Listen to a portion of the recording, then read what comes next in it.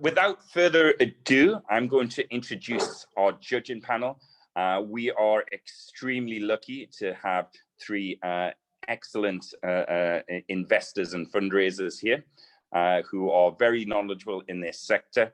I know these guys, they're all super smart. They don't pack their punches. So you will very much get some real investor feedback from this panel. But first, let me introduce you to Reese Chowdhury of RLC Ventures. Reese, where are you? I'm here. Reese? Thanks, Michael. Great, Reese. Thank you for joining us. So, Reese, if you could tell our audience a little bit more about your background, what it is that RLC Ventures focuses on, and what your outlook is on investment, that'd be great. Sure, that's great, and thanks for having me, Michael. And great turnout for an evening. Really good job. So for those of you that don't know me, it's probably most of you in the room. My background is I was a management consultant at EY in the technology division for a number of years. After that, I left and I proceeded to build a number of startups from scratch. I built 3 startups. One of them I sold, one of them is still going today, and one of them was a miserable failure. So I don't know why I built 3. I thought one was like not a great hedge against the odds, but looking back, that was extremely tough experience, but it set me well for kind of the investing journey that I've been on. So since those startups, I ended up doing a lot of angel investing through the process of kind of getting into the community of the startup world. And over the last 4 years through RLC, and now we have a number of funds, I've invested in about 54 startups. And the main areas that we focus on is where the partners specialize in, which are B2B SaaS, so software, particularly on enterprise level clients, financial services, so fintech, and entertainment. So we typically out of RLC invest around 10 to 12 companies a year, up to around £500,000 per round. So yeah, that's kind of high level background. As a firm, we've seen things from idea all the way to exit. So we've been on that journey, and we've all come from a background of, building companies ourselves. And so we know the journey and the pain that a lot of you will be going on. So happy to take any questions, or, feel free to connect with me on LinkedIn. For anybody on the call, please do message and say that you met me at this event, so I know where it's come from. So yeah, great to be here. Yeah, great stuff, and it's a pleasure to have you Reese, here.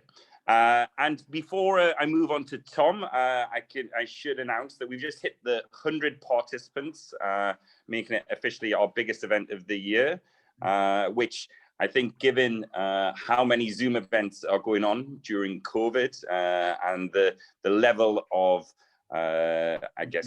noise out there, that I'm happy to say that our events are continuing to grow. So without further ado, across to Tom Wilkins. Tom, are you there? And could you give us a little introduction to your background? Yeah, sure. Good evening, everyone. Thanks for joining us. 100 people is phenomenal. So well done, Michael, for getting this this out there, getting the message out there. My name is Tom Wilkins. I'm a director at Deepbridge Capital. My background originally was in marketing, working in the alcohol sector with Budweiser and Michelob and brands similar to that. I then moved into corporate finance. I was MD at a company called Investors, and specialised in working with early stage businesses, getting them investment ready, and working with high net worth individuals in the UK and then in the Channel Islands as well. Now, as I mentioned, I'm a director at Deepbridge Capital. We invest in a number of different startup businesses, specialising in 3 areas. So the first area is technology. The second area is life science, and then we have a renewable energy division as well. Predominantly, we invest utilising the Enterprise Investment Scheme, which I'm sure most people on this call are aware of, and we have a number of offshore investors and family offices as well. Predominantly, we invest in sort of the early stage, so seed and then Series A, investing up to about 10 million in each of the companies. We've invested now, I think it's about 116 or 117 different companies, going right from the early stage, 150 into the SEIS opportunities up to, as I mentioned, sort of 10 million, and partnering with some of the funds globally to take those businesses forward. Had a couple of exits. One was a 1.6 billion pound exit a year ago, and then we had a smaller one as well. So yeah, I've spent a lot of my life working with startups, started some of my own initiatives and businesses, and achieved an exit as well. So it's great to be here, and yeah, I'm really excited to see the pictures, and well done, Mike, again for pulling together this community. Phenomenal. Yeah, great stuff, and it's a pleasure to have you here, Tom. And last, and certainly by no means least, Andrew Davidson, where are you? Hi, Michael. Here he is. Can you tell us, introduce yourself for those Welcome, of you everybody. who haven't seen you before? Thanks for inviting me. I'm the sort of Claude Littner of the team. Got a little bit more hair, but I've been an angel investor for about 12 years. I had a 30-year investment banking background. I've got about over 15 investments at the moment. My check size is sort of 50 up to £500,000, but that's not off the bat £500,000. That's up to the sectors I get involved. I'm very international. I'm not EIS or SEIS centric. I've got investments in New Zealand, China, Bangladesh, India, Germany, Norway, London, and the US. So I'm pretty widely spread. I'm quite focused sectorally. I link, if you just want to have a look at my LinkedIn, I list the sectors I'm not interested in. So anyone that comes in and tries to push a property idea or the next great medical discovery, I'm not interested. I just don't have the bandwidth. I just don't have the knowledge, and I lose money on sectors I think I know a little bit about without looking at those sectors. So the sectors I'm interested in are agri-tech, fintech, insurance tech, energy management is a big thing for me. I've just a few outliners. I'm one of the other than the founders, I'm the largest shareholder in We Coffee, and a quite interesting battery investment up in Lancaster University called Lena Energy. I list all my investments on my LinkedIn, so do have a look. I back entrepreneurs. I don't back themes, and that's what's really saved me in terms of my portfolio during this lockdown. I spend a lot of time with entrepreneurs, helping them, guiding them, advising them. So it's quite a community. Very happy to connect with anybody. I'm very straight, and I write checks, and I don't just spout BS and keep you waiting for 3 months. So let's let the night begin. Yeah, exactly. So in particular, we know, for those of you who've had the pleasure of seeing Andrew on the panel previously, he certainly packs no punches. So I'm looking forward to your comments today. Dan Hudson, what a legend. There we go, already getting praise. So great stuff. And I'm really excited to have all you guys in there. Actually, it probably makes sense on this note. Daniel from Entrepreneurs Collective, can you get the LinkedIn of all three and post it in the chat? So for anyone who wants to follow or take a look at these guys, since you all said you're happy to connect, please do that. Okay, so great stuff. So we know we have a brilliant panel. Now let's take a look at the startups. So who do we have first? Let me have a look. So first of all, we have Bill X. pitching. Always a tough spot to be the opening startup, but I know these guys are doing some very, very interesting stuff in this space. So without further ado, I will pass on to you guys. Perfect, thank you. Can you see my screen? Certainly can, yeah, looks perfect. Lovely job, lovely job. Well, look, I guess first and foremost, thank you very much for having me along. I'm quite new to Entrepreneur Collective, but it sounds like a brilliant organization. I'm looking forward to being much more involved. So I'm the founder of BillX, in fact, one of the co-founders of BillX. And BillX actually came out of a challenge that the three of us were having in Crowdcube, in particular with relation to the payment infrastructure and actually the out-of-process payment infrastructure. But it actually isn't a challenge that's focused only on that business, of course. So payment technology, we feel, is pretty much outdated. Early stage companies are really struggling with late, delayed payments. This is something that's only going to get worse post-COVID. The actual invoicing infrastructure and the payment infrastructure behind that doesn't work very well at the minute. Existing bank payment methods, they're just not fit for purpose in scalable, quick business.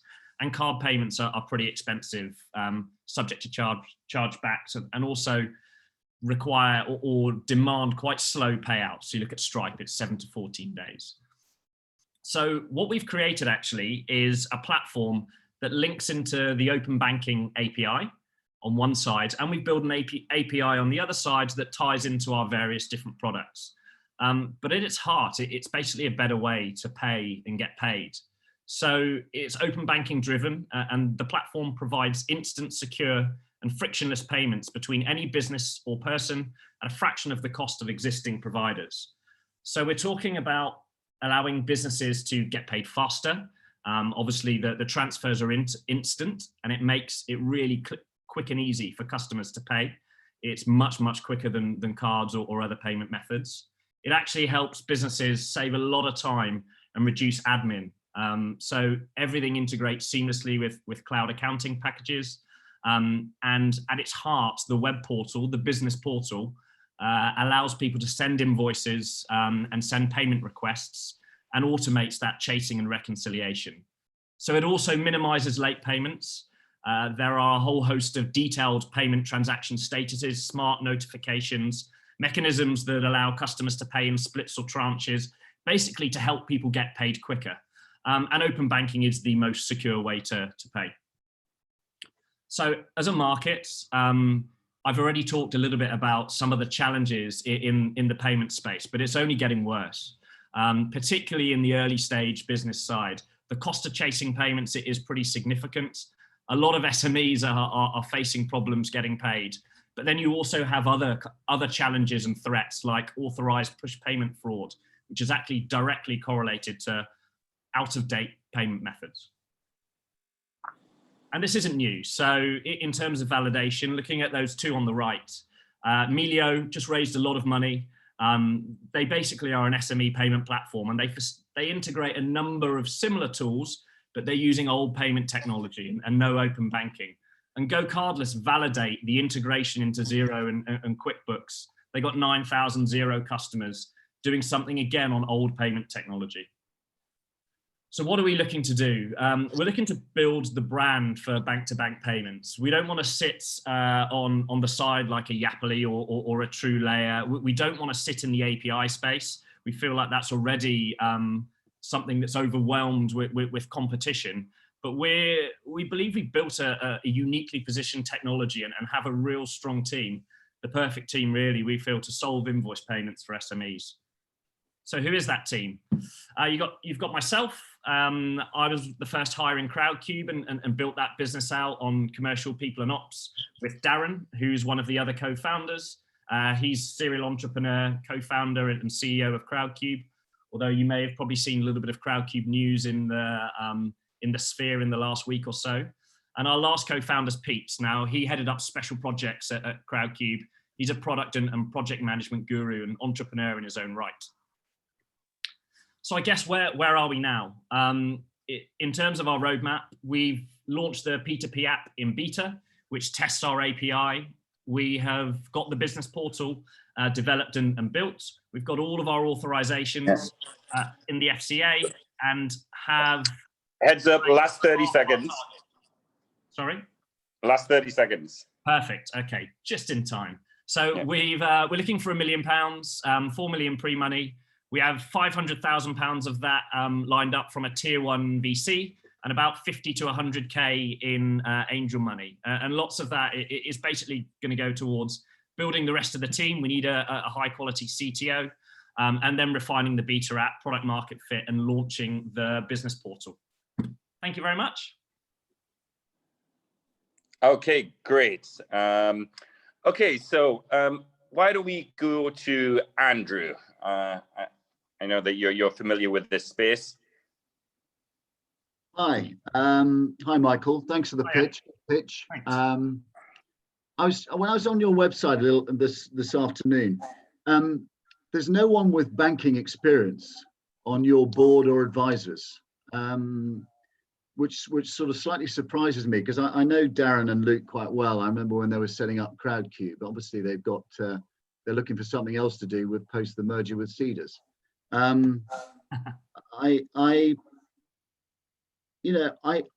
do worry with these challenger banks, and I just slightly worry what you're doing that's new, because there's so much competition out there in this space. You've got Starling Bank, which does an amazing job for small businesses, and they're not making any money, even though their customer experience is absolutely phenomenal. Even I bank with them. I mean, they're fantastic. Mm-hmm. So what is it that you're doing new? You say you've got some unique technology. What is it? And how are you going to differentiate yourself from a very, very crowded market? Sure. So I guess first and foremost, we're not looking to be a challenger bank. We're not looking to enter the banking space at all. At its heart, we're a payment technology. We're a payment service provider. And were you a Starling customer, you could utilize this, but you could also use it if you were HSBC Barclays. So it's the open banking payment infrastructure that is relatively unique here. There's no one else in the marketplace that's using this as a tool for facilitating payments. And these payments are at their heart.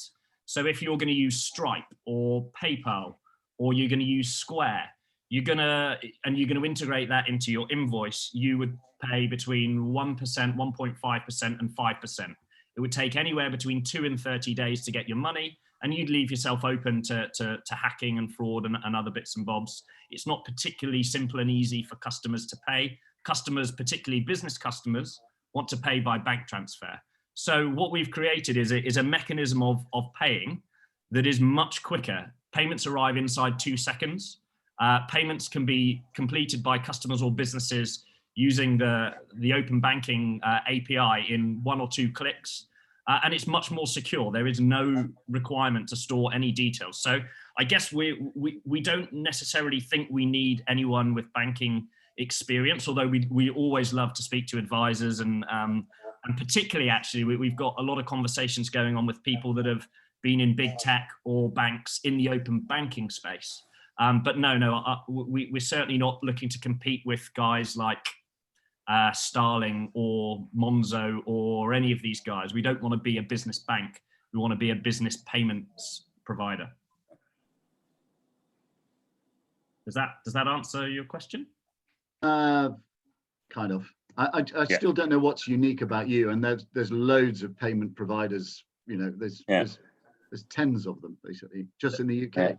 There are, but there are none of them that get you your money as quickly as this, and none of them we can charge 0.1% because we are not using cards. There's no middle layer, so it's a lot cheaper. It's always going to be cheaper and quicker for businesses. It's a bit of a no-brainer, in my opinion.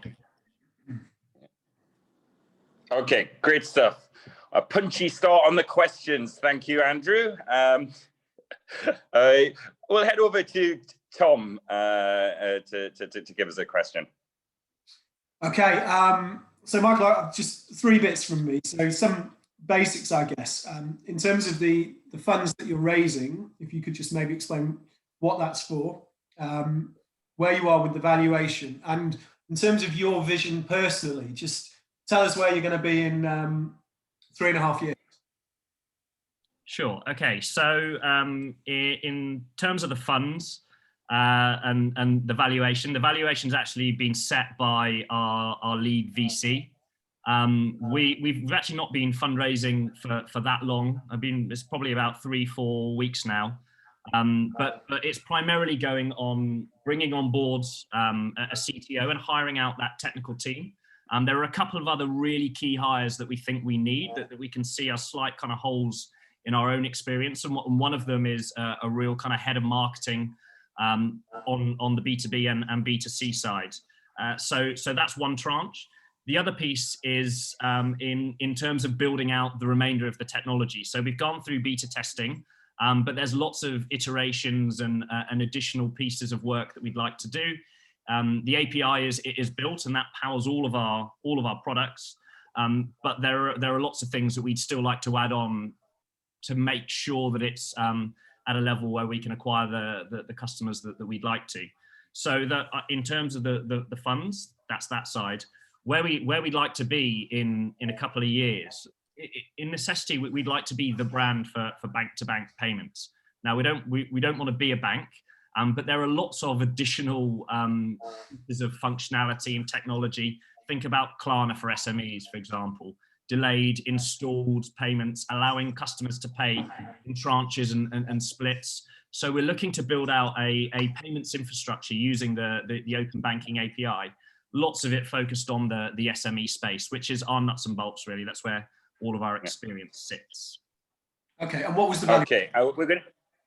Okay, so Tom, I'm going to stop you there just because we only have 5 minutes for the questions, so we're trying to get a quick one each from each judge. Reese, I'll keep you to one question, just because we're slightly over on our 5-minute allocation, but go for it. Thanks, Michael. Good pitch. Just one question then from me is just a little bit of understanding in terms of now you've got your FCA, in terms of like what the go-to-market strategy will be in terms of actually getting the product out there, in terms of your approach, who you're going to be targeting first, etc., and how you're going to be doing that. No, really good question. Thanks. So we're primarily focusing on the business portal, as I've said, and it's going to be driven by integrations into the cloud accounting packages. So through CrowdKey, we raised a lot of money for guys like FreeAgent, and we know a few of those guys, but also Xero and QuickBooks. So having an integration, a payment integration into those invoices, really good access to SMEs, but also partnerships with guys like Seed Legals, the FSB, Chambers of Commerce, very typical things like member get member. Like we're fortunate enough to have very, very low fixed costs. It's free to access the open banking API. So we're able to give away a 3 months membership over those early days. And then you've got content and channel marketing and looking to bring things like case studies and the like, some hero brands. We're talking to guys like Crowdcube, Crowdfunder, GoHenry about getting their getting a payment provider to sit in their platform as an API. So yeah, I think that probably covers it in enough time. I'm sure Michael wants to move on. Yeah, great stuff, Michael. So just reading out a couple of comments. Brilliant pitch, amazing pitch, great pitches. So yeah, a very strong start. So well done. Thanks a lot, guys. I appreciate it and value any feedback afterwards, of course. Yeah. Great. So we're going to move on to our next pitch of the night, which is Mark and Victor's. Mark, do we have you? Yes, we do. There we are. And what a background. Wow. Okay. Well, I can't see what you guys are looking at right now because I'm looking at my screen. Can you see my Victor's screen? Yeah, we can see your pitch. If you want to make it, enlarge it, that'd be great. All right, cool. Okay, great stuff, Mark. You got 5 minutes starting from now. Okay, good evening, guys, and thanks, Michael, for the invitation as well. So my name is Mark Bamford. I'm the CEO and founder of Victor's. our goal is to monetize every single video view of music videos. So our mission here is to unlock the dormant value that resides within music videos, being e-commerce and data, and deliver this back to the communities and the artists that actually make it.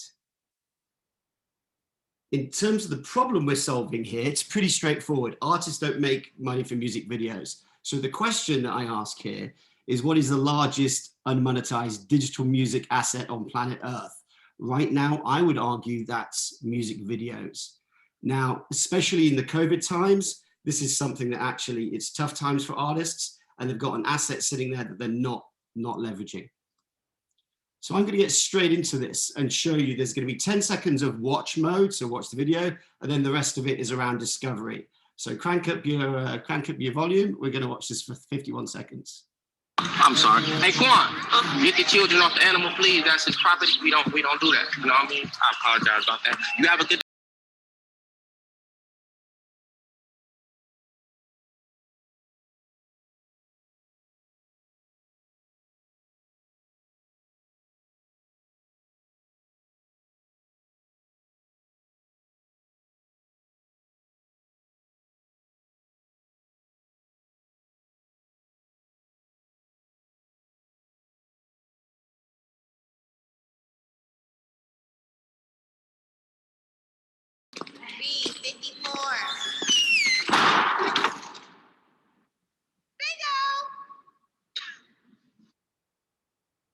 Cool, so that's what we do. Let me just unpack that for you a little bit.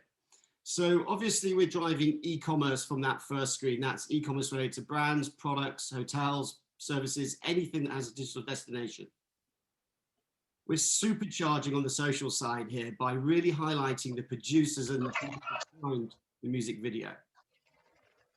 And on the gigs and tickets page, we're actually enabling people to book stuff and download songs, but also even print vinyls. And obviously there's this one page at the end, is sort of more around the inspirations and the charities that artists supporting. What we're looking at here is both commerce and engagement. And of course, what we're doing is we're measuring in about 15 different ways all of these interactions on the pathway to purchase, or the ROI of the video. And this is kind of like the holy grail of marketing data for videos. In terms of the journey where we've come from to date, we started last year. We engaged some Gen Z guys to come up with some of the first designs. We've now got some Warner expertise and a prints person working with us. And we've done some work on building the platform and securing the IP. Now we have validated with our target market, and 85% of the people we surveyed, it was about almost 200, said that they would use a platform if it was available today. And we even, as of today, this week, Con Gornell actually, who's on the line, was up in Manchester this weekend, helping shoot our first music video. And we're 80% complete now on the build of the front end, back end, the infrastructure side and dashboards. Today, obviously, we're looking for 150. It's more of a friends and family round, and we've got our launch in December. So in terms of the business model here, it's pretty straightforward. Currently, we're tapping into the affiliate networks and collecting commissions on the e-commerce side, and we'll be selling data to brands that come out of the music videos. In future, there's membership subscriptions and actually some new forms of pull advertising. Now, what's really important here is we share everything we make 50-50 with the artist. My goal is, on a per view basis, to deliver 15 times more value into the artist's pocket than currently they get from other platforms. Now, in terms of a really critical part here, we embed our videos on artist websites and third-party websites, and then really seek to leverage their own existing audience and fan base through the platform, as well as actually on this people's page to supercharge the social reach, and actually then start obviously collaborating with music publishers and brands that appear in the music videos. These are our numbers. Happy to discuss these in detail, but we see our business being a $315 million business in the next 5 years. And this is the team. Sorry, I've gone over one. An awesome team of technologists and operations and data people, myself and some awesome young guys working with us on the music side, some of them on the call today. Most importantly, actually, to steer us in the right direction, we've got people from Warner and essentially Prince's manager, Kiran Sharma, It's now dead. Last 30 seconds, Mark. This is it. So what we're asking for is 150 grand here to launch our beta platform in December, and then actually have some fun and invest in something that's exciting and help us build, you know, a $1.6 billion business in the next 5 years. This is what we do. I'm finished. Great, perfect timing.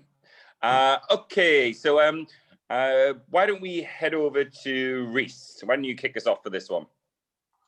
Sure. Thanks a lot, Mark, for that pitch. Really succinct, and I always like to see a demo as well. So well done on that. A couple of questions I had. I think, you know, with the prevalence of some really big players in the market, my first kind of drawn to question was around, you know, how are you going to defend this business going forward? You know, if YouTube add, for example, some kind of layer of e-commerce, or, you know, if there's something via Instagram, etc. You know, there's things kind of happening in that space. How do you kind of protect yourself from that kind of move, which can be very tough? And secondly, like, it's a pure consumer business in terms of like unit economics. Like, how do you really think you're going to scale this without like having a shed ton of capital? And have you like modeled that out in terms of like your lifetime value of a customer versus like your input cost of acquisition? I'll take the second question first, if that's okay. So it kind of answers the first question. So we actually, our go-to-market strategy for what we're doing is to really focus on the independent market space. So our first phase of our business is actually working with smaller independent artists to prove the model actually generates 15 times more value than other platforms on a per view basis. So that's kind of where we see ourselves working in the initial 12 months. The goal is then, of course, to then attract the attention of the labels and the bigger artists. When they start asking why are young independent artists able to make money now where they couldn't before, and actually attract a bit of FOMO, I guess, with the labels from that perspective. That's where people like Kieran Sharma and Con, you know, being able to go over to LA as we're going to do in December with Kieran, and meet all of the people from, you know, Beyonce to, you know, Labyrinth over there, and actually start engaging those artists on a passion level. Now, to the first question about YouTube. YouTube, I kind of believe the leopard don't change its spots so much. They haven't really innovated in 15 years. They're an ad business. That's what they do. They can move towards an e-com business, but I don't see them sharing that big upside with the artists. They never have, and they've got no evidence of ever doing that. So from that perspective, I kind of do believe that what we're doing here is actually, we speak to a lot of people in the artist community, managers and independent artists, obviously mostly. They love what we do, and they love the spirit of it. They love the mojo of it. And actually, they really believe that the engagement around what we're doing is really putting the power in their hands to negotiate better deals with brands by using data and all this kind of stuff. So that's kind of those two things, I would say. Yeah. Great stuff, Mark. I'm going to move across to one of the other judges, just because we need to try and get these questions in. Tom, over to you. Great presentation, and yeah, love the little video in the middle of it. Tell me about market penetration. How are you going to do that? Because it seems a tough arena to crack. I appreciate you've got some great people on the board and connected, but just talk me through that process. Yeah.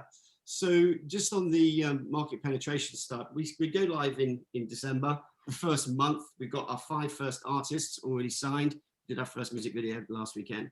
So what we're going to do is actually start working with those guys to actually make sure the beta site works. But in terms of growing the market penetration, that's really about understanding how the platform works. Now, the second tab of our platform is really around the producers, the makeup artists, you know, even in that video, the horse wrangler and the producers, all the people in the community behind the music.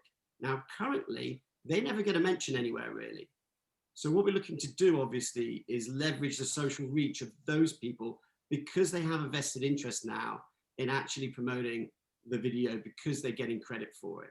So for me, I just see it as being market penetration coming from really leveraging the social democratization of an ability of an artist to actually generate engagement and reach with their fan base, with the people in their community, in just a really super smart way. Yeah. Cool. Okay. Over to you, Andrew. We've got time for one quick question. We have about a minute left. I've got no real value out of here. This is not my okay. space. No worries. Okay. Okay. Well, perfect, because we just hit our 5 minutes. Great pitch. Love the demo. Love to see some interaction. So thank you very much, Mark. Cheers. Thanks, guys. Thanks, guys. Okay. Next up, we have Tranquil and Rory pitching. Do we have Rory here? Hi, I'm here. Great stuff. Okay, Rory, let's get your pitch up. Okie dokie, 1 second. And then Daniel from Entrepreneurs Collective, can you start popping in the LinkedIn, the links to the founders when they are pitching? So if anyone else wants to follow them, or if any investors want to connect, then please do. You know, at Entrepreneurs Collective, we're not precious over our community or people connecting. We really want you guys to get together and do business. So anything we can do to help that is a win for me. So please do that, Daniel. Okay, Rory, your 5 minutes kicks off now. Go for it. Cool. Hi, guys. So I'm Rory. I'm one of the co-founders of Tranquil. So we are Europe's first mood foods business. So mood foods are food and ingredients of the future. Consumers are moving away from psychoactive products and looking to make healthy, game-changing ingredients part of their daily routine in an affordable, easy way. And so that's what we're trying to do. On the right here is what we consider to be the holy trinity of moods that we'd like to impact in a positive way. So what is Tranquil? Tranquil is essentially our first product. It's built to bring moments of calm and tranquility back to lives that have become ever more frantic. We do this by delivering that feeling of tranquility in the form of a delicious, dosable CBD-infused product with the optimum amount of CBD for the average person. The package, and it's packaged in kind of cannabis stigma-free, beautiful, soothing packaging that delivers our main message, which is tranquility.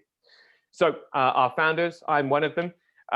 So my background is in food and drink. So I co-founded a business that launched into 6,000 stores throughout Europe. I launched 3 innovative drinks through it. One of them was Europe's first to market chia seed drink, the other probiotic water, and the last was a detox drink. I then launched a second drink, which is the first completely compostable bottle on shelf into Sainsbury's last year. My business partner has set up a really amazing e-commerce agency that focuses on health and wellness. And at the bottom, we've managed to bring some incredible advisors onto the team, our communications advisor and a CFO from Y Combinator, and then 2 incredible advisors in partnerships and sales.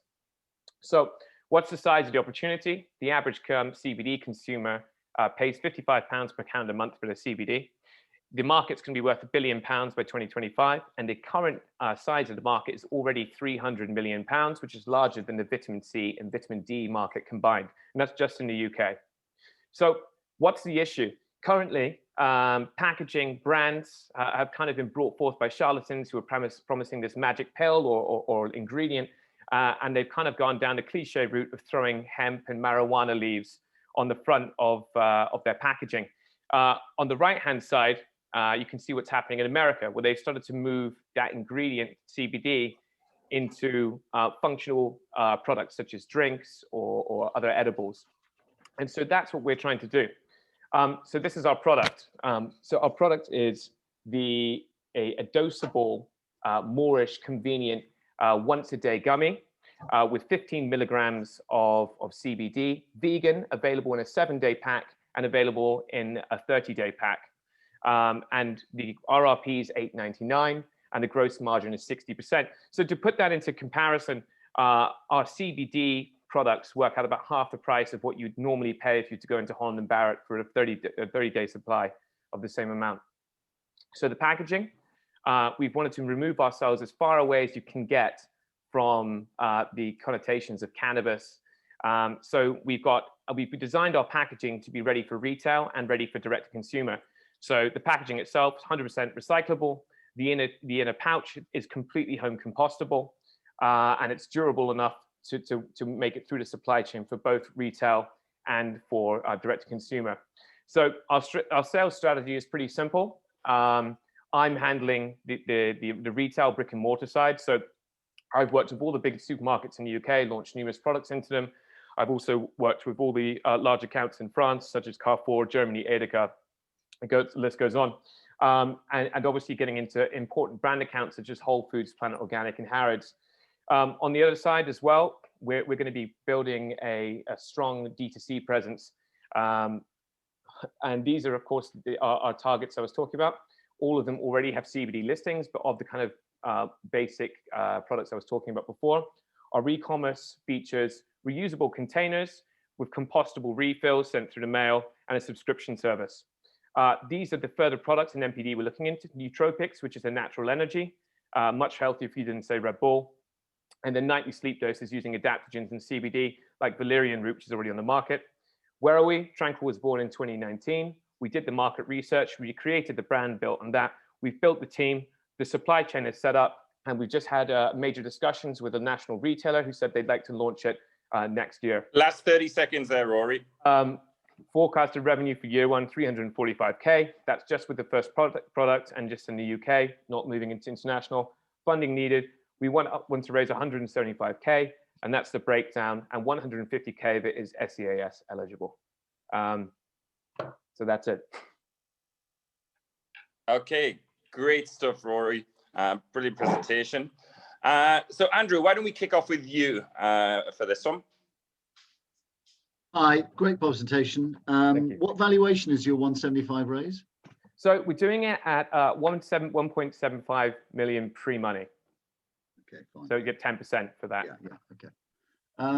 Yeah, it's an interesting space, and obviously the US is way ahead of us here. What's the regulatory environment, not just in the UK but also in Europe, and how does it differ? Well, what's kind of what's a good thing is, so I actually, for my first company, we actually did the novel food procedure for chia seeds. So I have very close friends with the European Commission or people within it, especially with the FSAI in Ireland. So we've got direct links into that. So at the moment in Europe, it's actually the UK has just come through in September and said it's fine as long as by March one of the suppliers has the dossier ready. Everyone can kind of just use that dossier as long as you comply to the measures which are within it, like the one we did for chia seeds. In Europe, it's all, I think it's 18 of the 28 member states now, it's legal to use CBD. But I think the biggest thing for us is we're not a CBD company, we're a mood foods company. So for us, it's all about getting this easy, dosable, convenient, but also satiable form of products for all of those different areas we were talking about. But in terms of clearance moving forward, CBD is got a bright future, and there doesn't seem to be any issues.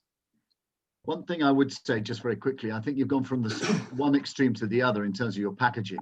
It's meant to be fun. It's recreational. I think it looks like I don't know, it just looks like a pill or a contraceptive. I mean, well, I'm sorry, that's just my view. Yeah, well, I mean, actually, that's what we want. We don't actually want the connotations of being recreational. CBD and actually the way I've used it and the way Isaac and I came to it is something we used during our kind of entrepreneurial journey. It's meant to be something that chills you out and calms you out. And I think this is the way to do it, is to make it look like something that would actually fit into that morning routine or that daily routine, something a lawyer would have on their desk and not have a problem with a partner walking past and consuming it, because those are the people who are using it. It's white collar workers who are using it. Okay, great stuff. Tom, over to you. Brilliant presentation. Fantastic to hear a bit about your background, and you clearly know a lot about this this space, and refreshing to see a realistic valuation as well. So, some big ticks there. I sort of, in terms of the market and the packaging, I think it's really interesting. I don't know huge amounts about this space, but I'm intrigued to know who the target market is. You partly answered that question with your final comments there, but is it that you're going at? Well, I mean, the way I would say it's white collar. So I actually also originally we kind of aimed at males. And I think it's because men are probably, in terms of the health and wellness industry, the most neglected. And often men have always, moved to alcohol or smoking or whatever it be. So that's kind of our target market. I'd say 18 to 45, open to innovation, open to trying something new. and also moving away from alcohol and cigarettes and things like that. And I guess to an extent, you're almost creating a market, not truly, but you are creating. There is a bit of innovation there. How are you going to get that message out? Yeah, I mean, to start with it. Sorry, I missed that last bit. No, yeah, just that point. Yeah, I mean, I think it's very simple, to be honest. I mean, there is hardly any innovation in the UK in CBD, but the market's already gigantic. You know, you think about kombucha, something that's all over shelves now. You know, it's not even a third the size of CBD. So I think the thing is, you know, if you walk into Holland and Barrett, the most profitable, biggest section of the store now is CBD, right? And it's growing massively, but it's just people slapping white labels on pipettes, right? And for us, I think it's about, you know, we've spoken to retailers during this process and asked them what they think, and this is a product they're looking for. They want innovation on shelf. And for us, it's very much just about getting on those shelves. And I think because of the lack of innovation, we can do that very quickly, and we'll steal market share from the people who are buying the oils and what other products they're buying at the moment. And we'll bring new people to the market because we'll actually have a packaging and a product that people can.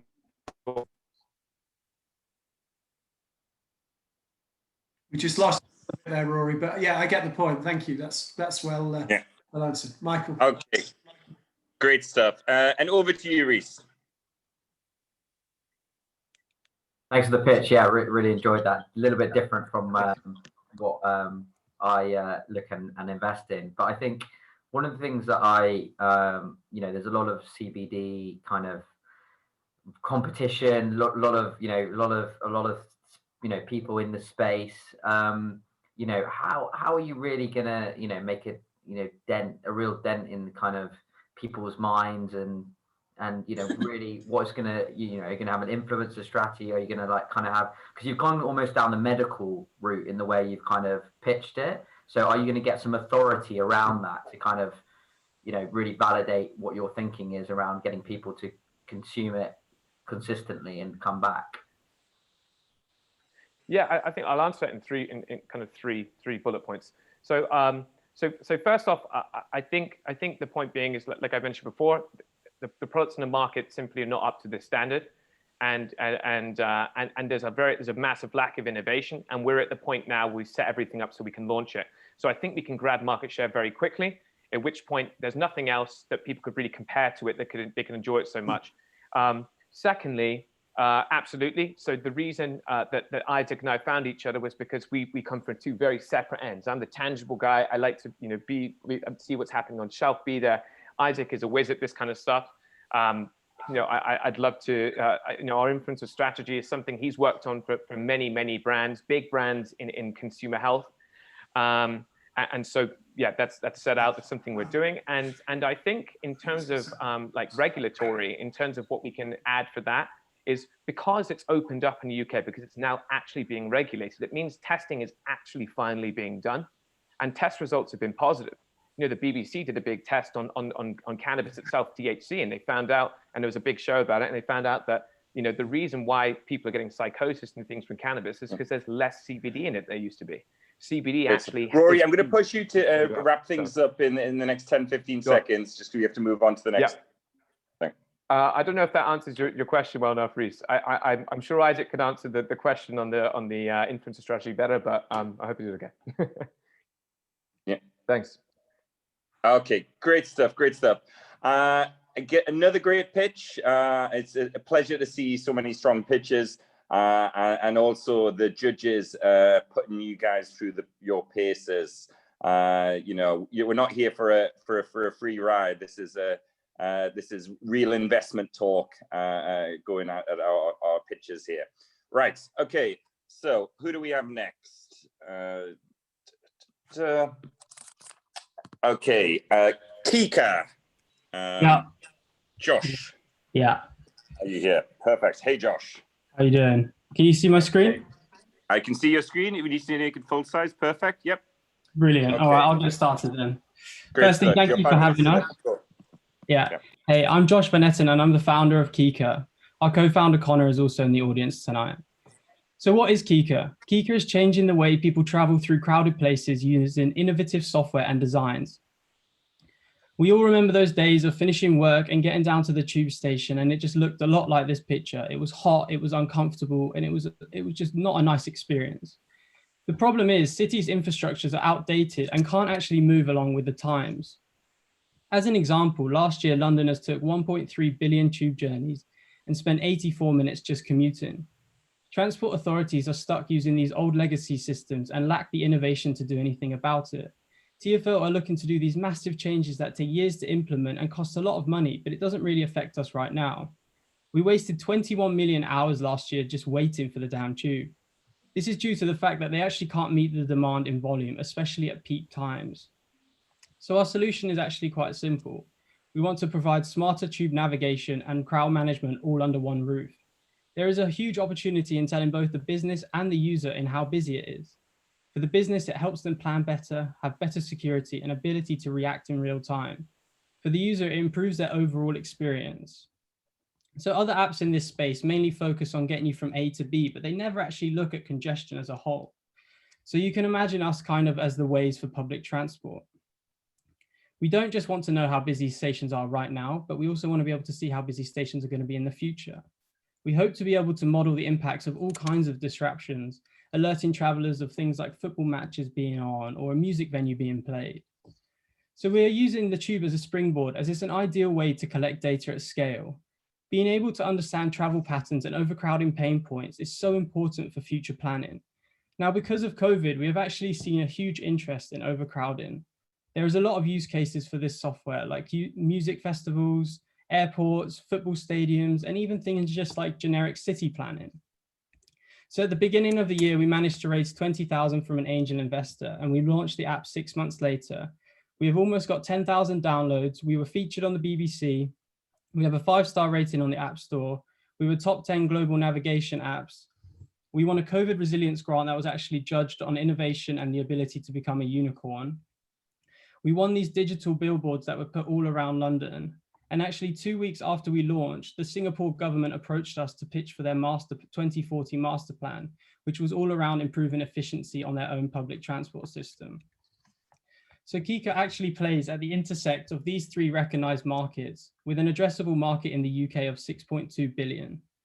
Our closest competitor, MoveIt, founded in 2012, gained 800 million users in 7,000 cities by licensing data to local authorities. Just 8 years later, they were actually acquired by Intel for 1 billion. So our route to market is actually to target venues and transport authorities who are required to manage crowds by law and don't actually have the capabilities or time to create their own prediction models. So the core team consists of Connor, Mark, and myself. I come from a design agency background in London, where I helped launch Brawl Stars with over 100 million downloads. Connor was one of the youngest managers at Tesco's and now handles large fleet contracts all over the UK. Mark has over 20 years top-level experience. He was a software architect at Nokia before the iPhone actually ever existed. I mean, he was part of the team that brought 3G to the UK. He's had apps featured in over 20 countries. So our monetization strategy for Kika is actually focused around a pay-per-use model on the SaaS platform. Our B2B customers are large venues, businesses, and transport authorities. Here you can actually see the breakdown of the UK market, but if we factor in the world, it's far more than 10 times this. There are other revenue opportunities as well. By being clever with the vast audience on the app, we can actually also use this data to inform various businesses around travel habits and location trends, whilst also being able to target customers with localized content. So we are looking to raise 150,000 at a pre-money valuation of 1.5 million. This is mainly to cover further development of the app, train our deep learning model and marketing, as well as build out our SaaS MVP, which we look to launch at the beginning of next year, and already talks with Western Rail are beginning with that. Thank you for your time, and I'd love to answer any questions you may have around Kika.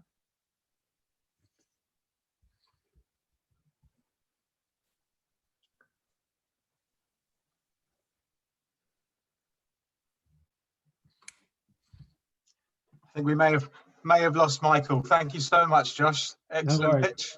Why don't we start with you, Reese? Daunting. Yeah. Sorry, guys. I was on mute. I was chatting away. Okay, so great pitch. We'll move across over to you, Reese, for the first question. Sure. Thanks a lot, Josh. Really like the attention to detail in the pitch, especially around design. So really appealed to me. Just a quick question, actually. I mean, where do you see? You know, can you just go back a couple of slides to the the economics of the kind of business? This one. Yeah, that's it. I mean, it would be great just to understand that a little bit more around how you're kind of, taking it in terms of the revenue side of the business. You mentioned the SaaS model, but it'd be good to get the vision of, if you're working with the Singapore government, how that will entail. Will it be like a white label solution across the globe? Are you kind of going to take the what 3-word approach, like when now they're integrating into Mercedes, and what's the kind of and is it just around tubes and trains, or like is there a bigger vision around transport in general? So the bigger vision is actually anywhere that has crowds. So we're looking to sort of like, this side of the business is quite new. We've come from like the app side. This is where we started. We saw a real opportunity there. And this actual commission side is still a work in progress. We're working mostly with like Western Rail and a few others to talk about this. But the idea is, we're going to use there's an option to use a white labeling service. So transport authorities in other countries could actually use our app, and similar to some other companies have done. And then, we'll also be able to have a SaaS platform, which will actually let them analyze the data, which will be more on a revenue basis, like a pay-per-use. And then there will also be like a setup fee. So there's kind of, 2 revenue streams at play there. And then, does that kind of answer your question?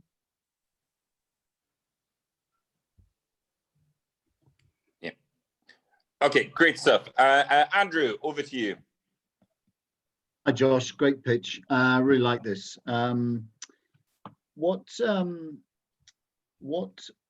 you think is the price point for your pay-per-use on the SaaS platform? What do you think? What do you think somebody, an average, commuter will pay for this? Do you think? Well, so for an average commuter, we're actually looking at the SaaS platform is actually targeting more towards venues. So let's we like to use like a football stadium as an example. So an average ticket for a Premier League game is around £55. So we're actually looking to go really at the low end of that and actually take 10p of that ticket. And then with that, we actually let them manage we take all of the data, we can use our own prediction model for that. And then we basically just show it in this SaaS platform way where they can use it to analyze. So maybe they'll need more staff at this gate at certain times. Maybe this bar needs more staff because they can't actually get to the amount of people that are actually in the queue. So basically it's just, a way of doing that. That's how we're kind of positioning that kind of thing. So the money side of it is, we're looking at like 10p for the actual user at each venue. That's kind of the working assumption. I can see many multiple revenue opportunities on this, I must say. So great pitch, and good luck. And very reasonably priced. You're probably a bit cheap. Yeah. Always good to hear. Put your valuation up. Right. Okay. Tom, over to you. No, a great pitch. I agree with the other 2 judges. I can absolutely see the application when it comes to live sporting events and similar. In terms of the commuters and the example you gave with individuals using tubes and so on, how does that, just explain that in a little bit more detail and how they would pay. And if someone's going from A to B every day, do you think they would get value from this? Because surely they would pretty much know how it works. Yeah, so I'll answer that. The app is completely free. Like nobody has to actually pay for it. It's on the App Store now. It's a completely free service. And we actually look at using this, like the business side, to actually make the money. But we're using this app as kind of a cornerstone to show that the app is working. People like it. People actually respond to this kind of information. And we'll always keep the app free. Like I hate, funny enough, coming from an advertising background, I actually hate adverts. So we don't want to have any of that in the app. And we see the real money on the B2B side of things. But there's a huge application actually being able to show that data for the people who are actually using it, not just the business. Okay, great stuff.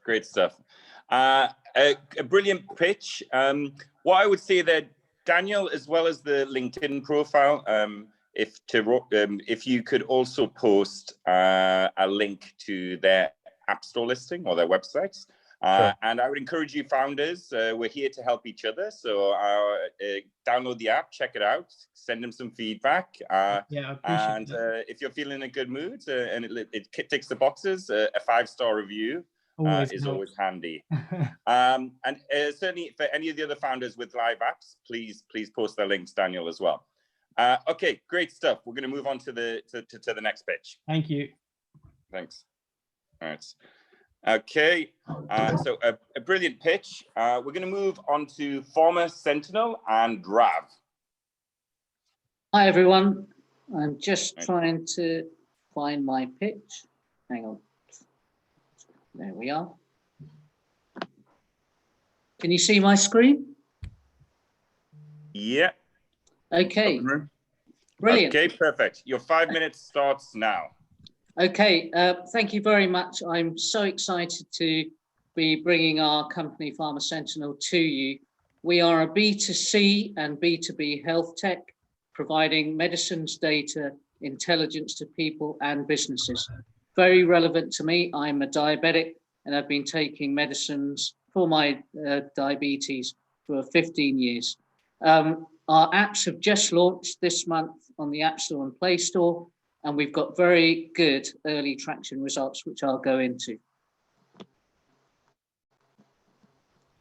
So what's the problem? It's big. 1/3 of the world suffers from at least 2 chronic conditions, and that's 29 million in the UK as well, 46%, similar numbers across the West and the US.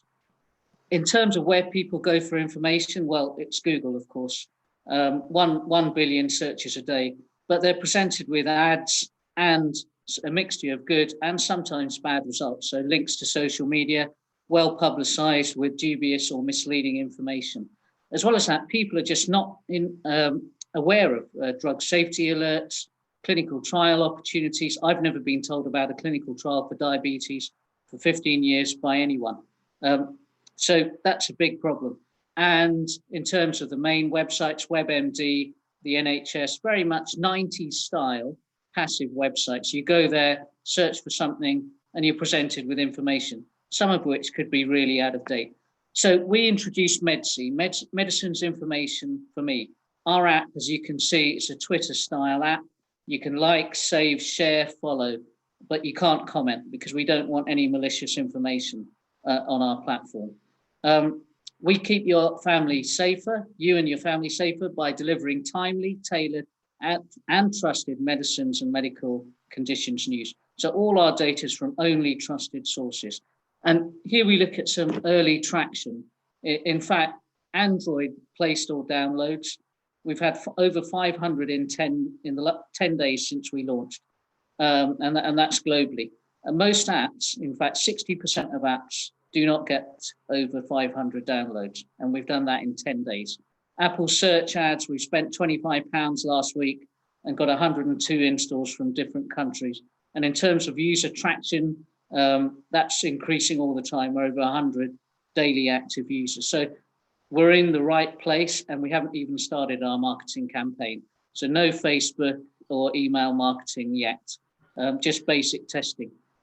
So our revenue streams for B2C, just like Twitter, that our interface is based on, it constantly updates, and we'll have in-stream ads. We're also introducing a subscription service in the next 3 months. For B2B, we'll be offering SaaS licensed data services for pharma, biotech, health insurers, etc. In terms of competition, there's no one like us at the moment. 2 features really that stand out. We link people to patient support groups. So patient support groups like Diabetes UK can post event information for free, like a fun run, a charity fundraising event. And we give 10% of our profits to charities as chosen by users when they register. Also, our information is from global sources. So if you go to the NHS website, you only get information about the UK, obviously. But people also want to know about what's happening in other countries, especially with this global pandemic. The market opportunity is very big, of course. We're only looking at the UK, USA, and Italy here. The USA, we've got our brilliant medical advisor, Dr. Robert Adams, who's on the call today, the ex-US Navy SEAL, who's helping us penetrate into the US market. And our AI team in Italy are interested in franchising our app in the Italian market. This is probably my favorite slide. So best case and realistic are good.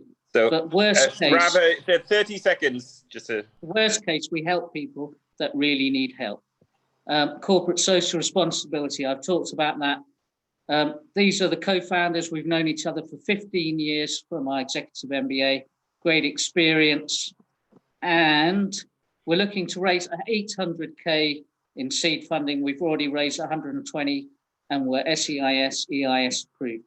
And that's based on a pre-money valuation of 3 million.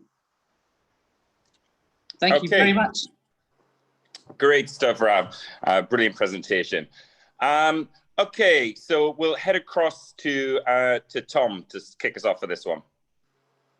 Okay, just in terms of the funding, and just a question that relates. This is an area that we do invest in. You've got 120 in. Is that 120 of the available 150 SEIS that's gone, or is the 150 still intact, so to speak? So we've got about 100K of that 150 SEIS left. So some of it has gone. We've had a few international investors as well. All of these are done on advanced subscription agreements through Seed Legals. So there is some SEIS left. And just in terms of the business, exit horizons can be notoriously long in this sector. What's your vision, I guess, in terms of where you would see this going eventually? So we're looking to use the seed money initially to build out the B2C offering in different countries, in particular the US market with our US advisor, Dr. Robert Adams, and start launching our B2B product. In the long term, we see our company exiting either, well, most probably to one of the FANG companies. So Facebook, Alphabet, and the like. Okay, great stuff. Over to you, Andrew. Actually, we've spoken before on a previous pitch night. Thanks. Thanks for the presentation. What's your price point? And obviously, you're going to be getting revenues from people, drug companies advertising on your site. How does that work in the UK? I know obviously in the US, patients can go in and actually demand a particular drug from their doctor for their treatment. Obviously, that's not the case due to NICE in the UK. How is it, obviously the UK and the US is very different, but firstly, what's the price point for the website, and what's your relationship with the drugs companies, and how open are you going to be with that? Yeah, thanks, Andrew. Nice to see you again. So to start with our price point, our app is completely free at the moment. So all of these alerts that you get will be free for whatever medicine or medical condition or even type of alert topic. So if you're interested in children's health, mental health, women's health, those alerts are free. We will be monetizing and introducing a subscription service for high value content, more scientific information, webinars, interviews, that sort of thing. And that we're thinking around £10 a month for that service. It'll probably be a tiered service as well. So that's that side. Can you remind me of your second? The pharma company. So we will not be advertising drugs on our platform. We will be advertising clinical trial opportunities that pharma and biotech companies find notoriously difficult to fill, and we'll have a ready-made audience willing to find out about that. As I said, myself, I've never heard about a diabetes trial, and I've always wanted to participate in one. Yeah. Okay, great stuff. And over to you, Reese, for one last question. Yeah, I think, to be honest, it's not my sector at all. We don't do anything in the space, so I can't really add many comments. Yeah. Or, okay, perfect. No problem. Thank you, Reese. Rav, a great presentation. Thank you very much. Yeah, and we'll move on to the next one. Right. Up last, but by no means least, we have Mag Drive and Mark pitching. Mark, are you in the house? It's actually going to be Thomas Clayson who's pitching, sorry. Oh, okay, no problem. As long as someone is pitching and they're from the company, we're good.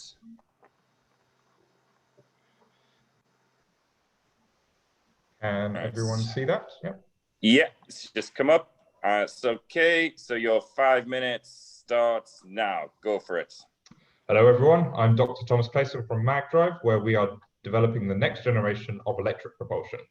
There is a new space age on the horizon, with companies looking to launch constellations of thousands of satellites, and the number of satellites set to go up by more than a factor of 10 over the next 10 years.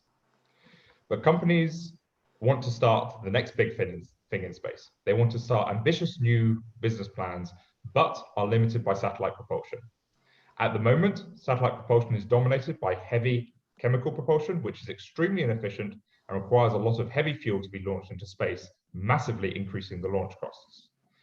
Other options provide very small amounts of thrust, which severely limit satellite maneuverability and agility.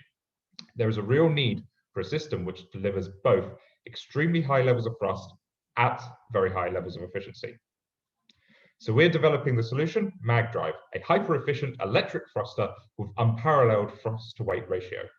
We use a high-density propellant that is burnt 100 times hotter than a rocket and accelerated with magnetic fields. This allows us to deliver a high performance and reduce the amount of fuel by up to 90%, reducing the launch mass and reducing the cost to the customer. But most importantly, this enables entirely new space missions and business models, such as satellite servicing, orbital manufacturing, and deep space operations. Satellite propulsion is already an astronomical market, worth over 5 billion at the moment and expected to raise to over 20 billion by 2030. Our route to market initially is through targeting the nanosatellites. These are smaller satellites with faster turnarounds and are very keen to try new technologies. Working with them allows us to secure flight heritage, which allows us to approach larger satellites in the small satellite category, which includes the vast majority of satellites which are being launched. Securing flight heritage is absolutely key in this industry, as by developing improved flight heritage, proving that your system works in space, it allows you to grow sales and to target larger satellites, which are more risk adverse. And so that is why we're starting with the nanosatellites. The price point for our hardware is about £100,000 per unit, with 4 to 9 units being used per satellite.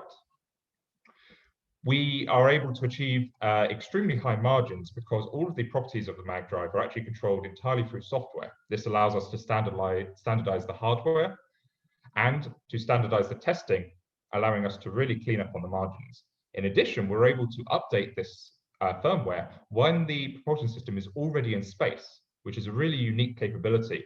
This allows us to generate recurring revenues through software subscriptions and to increase the satellite lifetime. We expect first revenue in late 2022, and we project 12 million in revenue by 2025 and in excess of 100 million by 2027 once we scale up manufacturing and expand to the US. I'm Dr. Thomas Clayson, a plasma physicist. I did my PhD in plasma laboratory astrophysics and have built the largest pulse power machine in all of Europe. Mark Stokes is a mechanical engineer who's worked on amazing brain-controlled robotic arms and legs and worked in aerospace companies. And David Salmon is an electrical engineer who has worked on electric plane concepts at Rolls-Royce.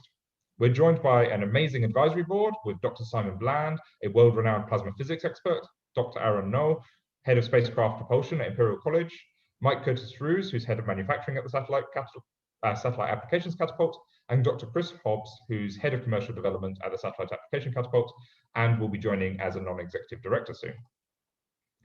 We've already secured £200,000 in equity-free grants from a variety of organisations and a pre-seed investment of £80,000 from Entrepreneurs First. We are actively collaborating with our future customers, including last 30 seconds here. Okay, to secure future launches in 2022. and have an ongoing collaboration with the University of Southampton. The goal for 2020 was to demonstrate a working prototype, which we have done, and we will be developing our engineering model in 2021 and securing our first sales by 2022, 2023. We are now looking to raise 900K, which will allow us to develop this engineering model. And with this, we'll be hiring 4 new engineers, one of which has been hired. And we've already secured £200,000 of this and are applying to additional grants, which will help to de-risk this further. Thank you ever so much. At MagDrive, we're developing the next generation of electric propulsion. A revolution in propulsion is really needed to unlock the future of space travel. And with your help, we will do great things. Thank you. Great stuff. Fascinating presentation. Thank you for that. Okay, so why don't we move over to you, Andrew, to kick off the questions for MagDrive. Great, fascinating presentation. Thank you very much, Thomas. You say you've got a working prototype. What's the lead time for, you say you're going to have sales by 2022. I would have thought that my very limited knowledge in this space, the sort of design and build stage of a satellite would require you to be, very much in the design stage for right now for something launching in 2022, 2023. Just give me an understanding in terms of lead times, in terms of actually having something you can. Yeah, a really good question. So this is one of the primary reasons for starting with the nanosatellites, the very small ones, because they have much shorter lead times. Typically from conception to actual launch is a year, potentially a little less. Now, what we want to do is we want to achieve technology readiness level 6, have a full engineering model tested in a vacuum chamber by the end of 2021. That allows us to get shortlisted for those customer missions to begin inserting ourselves into that design process, and then secure our orbital demonstrations later in 2022 for customer missions, which will take place in 2023. So we will be delivering hardware, most likely early 2023. Propulsion is one of the first items which is selected when you design and scope out a satellite mission. So you're absolutely right that we do need to be looking at missions which are a year hence. Okay, great. The reason I ask is that I lost a fortune in hydrogen fuel cells 5 years ago, basically, and of course the sector's completely on fire now. So I'm very aware of lead times, particularly in this sort of propulsion. Yeah. Okay, great question, Andrew. Over to you, Reese. Great presentation. Again, it's not in the kind of field that I'm used to investing in, but like love the vision and where you're taking it. I suppose just one question I had just for general interest is what do you feel like is the biggest challenge kind of in the next kind of 12 months? So the biggest challenge with all space companies is securing flight heritage, demonstrating that your system works in space. Satellites are multi-million £1,000,000 items. You're not going to risk untested hardware on these. And this is another reason why we are starting with the smaller satellites, which are a bit cheaper, quite frankly, and more willing to take a little bit of a risk. But to mainly de-risk that major risk, we are actively collaborating with future customers, in particular Lockheed Martin, Open Cosmos, Planet, and a few others, and are putting together orbital demonstration missions, which will be happening towards the end of 2022. So we're planning 3 of these missions, which will feature the MagDrive, each one demonstrating a different capability, which as yet is not possible with spacecraft. Okay, great stuff. And over to you, Tom. Brilliant presentation, thank you. Just tell me about in terms of the customer acquisition. How do you take that forward and actually get these customers ahead of 2022? What's the process? So the answer is we've already started, because you have to in this space. We are very much embedded in the space industry in the United Kingdom. We are heavily supported by the Satellite Application Catapult, with with half their heads on our advisory board, and have already begun discussing future missions with quite a variety of customers. It's a very close-knit community, the space industry, both in the UK and in the US, in Europe and in the US. And so the way you reach out to customers is through contacts, through trade shows, through industry events and so forth. And we've already begun that process. One quick question. I know the University of Southampton very well. What are you doing with those guys? Yeah, so we've secured what's called a sprint project, which is £48,000, I think, which gives us access, and for us, that gives us access to their test facilities in the David Hearn lab, which is a large vacuum chamber to mimic the conditions in space. Yeah. And in addition, gives us access to one of their academics who works part-time effectively, performing simulations for us. One final question very quickly. Can you tell me about valuation? We are testing the market. What are you testing between? So we are looking to. No. Sorry, Thomas. Don't worry. We'll do that privately. Sorry. Okay. Thank you. Brilliant. Great stuff there, Thomas. Brilliant presentation. And again, I think a great testament to all the pitches tonight. It's been a really strong pitch event, and I think all of them should be applauded for putting on together both great pitches, but for stepping up and giving great presentations. So well done to everyone. We're going to ask the judges to send in their marks. As per previous ones, if you can just send a list of your startups rated from 1st to 6th place, either direct to me through the chat function in here or by WhatsApp to myself or Daniel, and we'll top together the scores. As promised, you will also be given a poll for the audience to vote, and we also have the networking session, which will be happening after very shortly. So, without further ado, we're going to just pass you on to one of our sponsors, Bill. To introduce himself and just to tell us a little bit about his workshop that we've got coming up. Thanks, Mike, and well done, guys, for everyone pitching there. It's never easy, and there were some really impressive pitches there. I'm the founder of 7 Legal, so we are a fully distributed tech-enabled law firm, specifically concentrating on helping founders fund, scale, and exit. We've been sponsoring Entrepreneurs Collective for the last year. Well, sorry, not last year. We're actually only up and running 7 months. But I've been doing it because really we feel that I personally attended the events for quite a while and feel it's the best network really to network in London. We're putting on a workshop based on negotiating term sheets.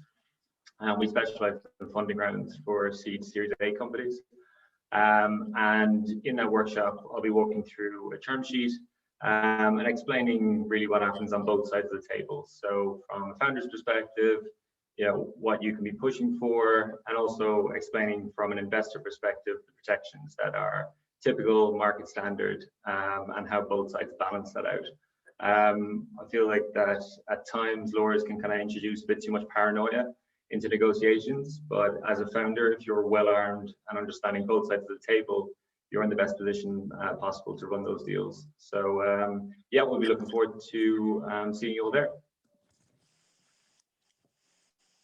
Okay, great stuff. Thank you, Bill. Thank you, Bill. Okay, can we move to the next slide, Daniel? Thanks. Okay, so I'm just going to hand you over to our community director, Benjamin. Are you around? And just to say that, thanks to all the team tonight, especially, Benjamin and Daniel and the rest of the Entrepreneurs Collective team. I'm very proud to say that actually this month we hired 3 new employees So now there are 7 of us all working to help our members to become better companies and to do whatever it is we can to help all of us succeed. So Ben, tell us a little bit more about what we do to try and help startups and how others can benefit from our community.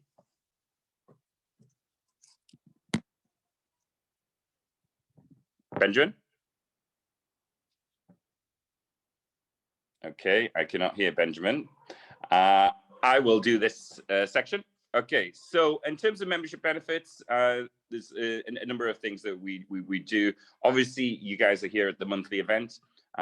We do member and non-member events, and we've done everything from, I guess, lunches for particular sectors and also lunches for particular series. So we've done a Series A lunch, and certainly as a member, if there are particular other founders that you want to meet, then we can help put on those types of events.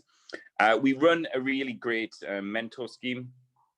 So we have some of the best mentors in London, everything from marketers to fundraisers to expert lawyers.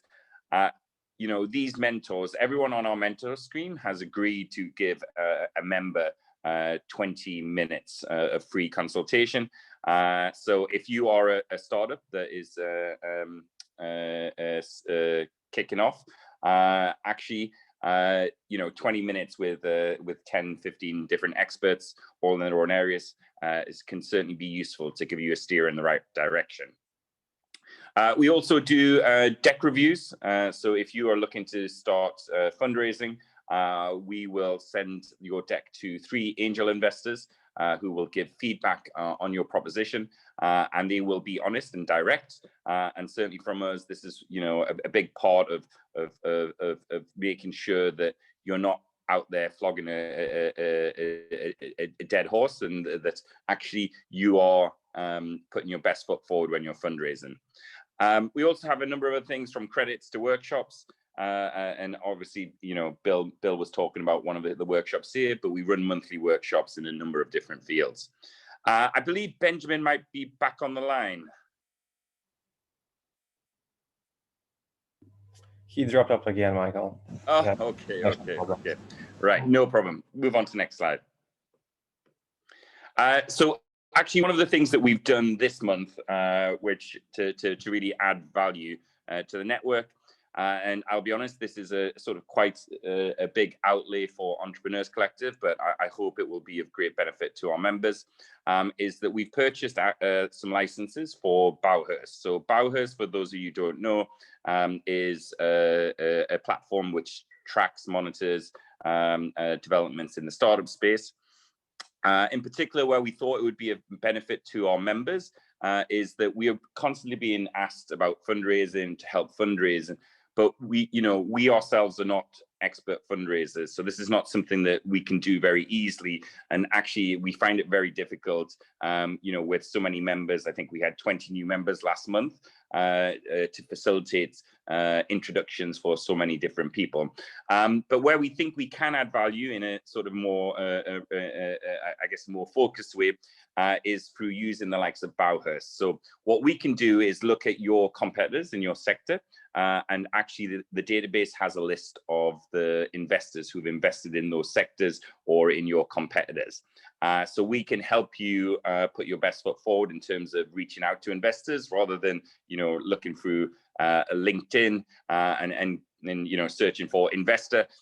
We can help you pull together a list of, say, the top 20 or 50 investors in your sector or in your competition.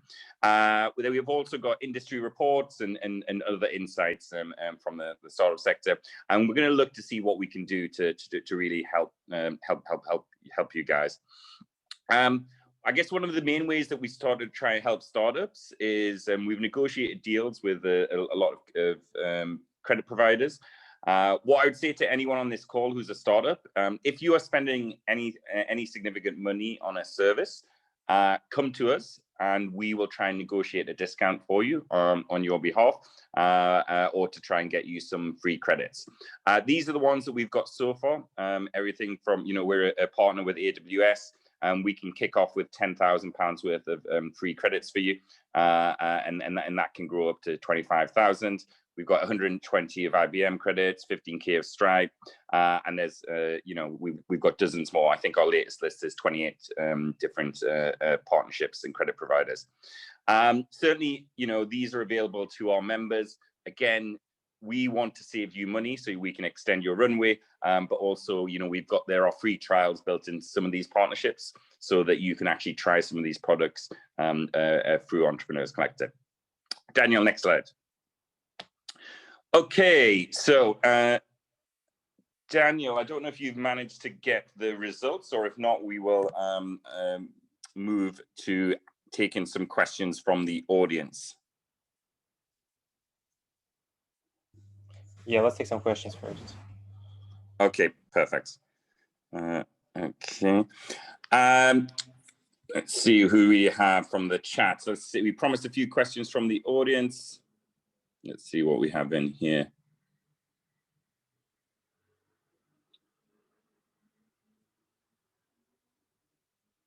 Okay. Sorry, there's a lot of questions. Why don't we go to some of our audience members? Con Gornell, I always know that you have a question in these times. Do you have some questions for our startups? To be honest, Michael, I don't, only because I was opting out tonight because of the Victor's presentation and my involvement. So right, okay, all right. So you've already backed one of the startups. Great stuff. Great stuff. Okay, let's move on. So who else do we have? Chet Parker, Peter O'Shea. Do you have a couple of questions for our startups?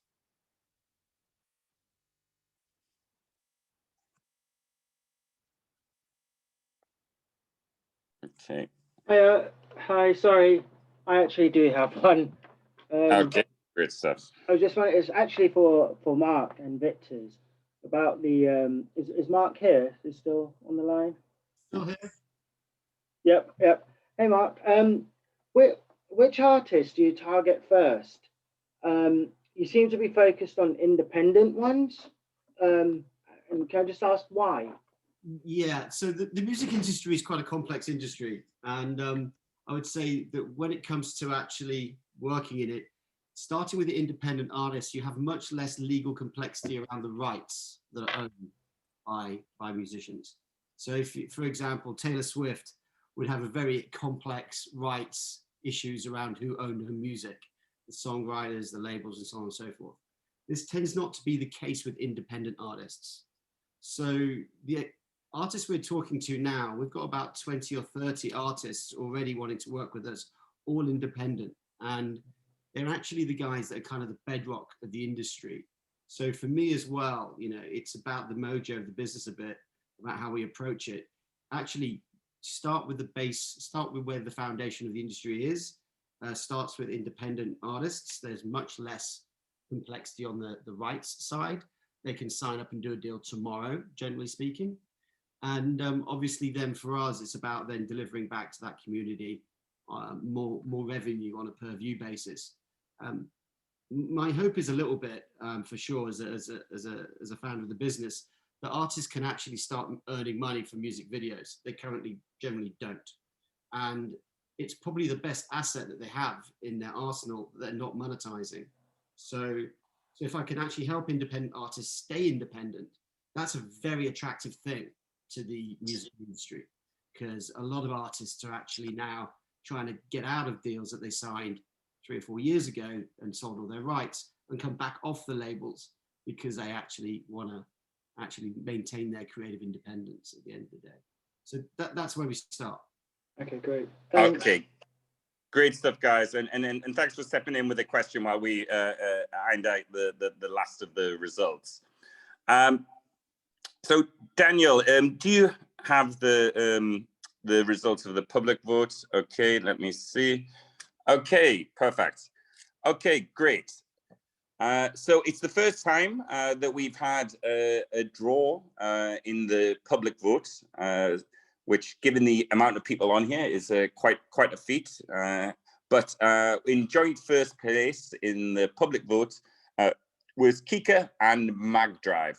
So congratulations, guys, and followed fairly closely by Tranquil. Those top three there are actually featured quite strongly in two of our judges, and in particular, MagDrive has been strongly supported. But overall, our winner for this evening is Kika. Congratulations, guys. Followed by MagDrive and Tranquil. Thank you very much. Do we have Kika? Yeah, thank you very much. Sorry. Yeah, no problem at all. Okay, but great stuff, guys. I think you know, and everyone who featured tonight should be proud. I think across all of the three judges, no one had the same top three, and in fact, I think every single one of the pictures tonight featured in the top three for one of the judges. So that was certainly how close it was and how evenly split. Daniel, if we could move across to the next slides. So now we're going to move on to the networking session. So this is a part that you know, I feel that you can get some exceedingly great value from. You know, fingers crossed we'll have some great people in your group. But what we like to do is we will put you in randomly allocated rooms where you'll get the opportunity to network with some of the founders, investors, and other people who have joined tonight. There are three things that we ask you to do when you're joining the group, and you'll have about 4 or 5 minutes. Each group will be led by an investor, and we ask you firstly to introduce yourself. Secondly, to offer something to the group. You are all, you know, everyone here, if you're a founder, you know, generally you've come with some great expertise or some background, but, you know, firstly, we want you to offer something to the group. Then we also want you to ask for something. You know, if you are here networking, presumably you want something, right? And that's normal and that's okay, and it's okay to ask. If you're looking for, you know, a new CTO, ask that. If you want, you know, some help with marketing, or, you know, you're looking for some advice on how to fundraise, put those things